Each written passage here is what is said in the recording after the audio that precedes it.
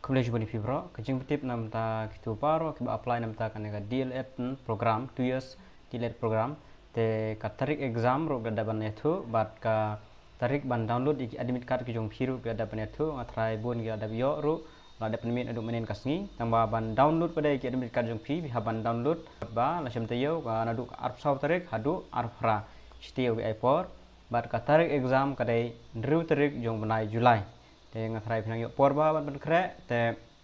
ko gomno ngan pli kat kum kane notice ka ban mi arpoi June kemamo. This is an information to all those candidates who are apply for admission in to the 2-year diploma course in elementary education DLED program for the academic session 2024-26 that the entrance test will be held on the 6th July 2024 Saturday kadai ka sing sajan kapor pada kadai from 11 AM to 12:30 PM khatway kisang khatway baje mo dakomno no jaka ban tho exam gon la ban point shpo baje ai te khatway maje step hadu khat architect the areas to be covered kinero ada batai ege syllabus ka gin cover gin kali gin point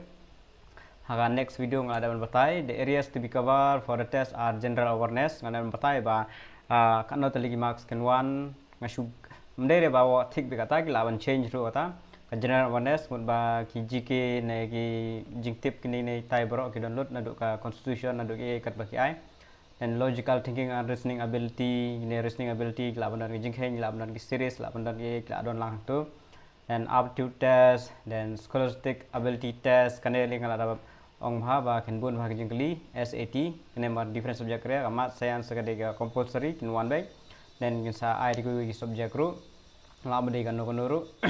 then ke general English language kini ro la batai kini ro company spor ne khnai spor tali kin don baik dapat general English kumta kembang ada batai ka last video kumju hi and admit card for the mentioned test can be downloaded from the official website of the Education Department haban download for education kane ka website www.maceducation.gov.in or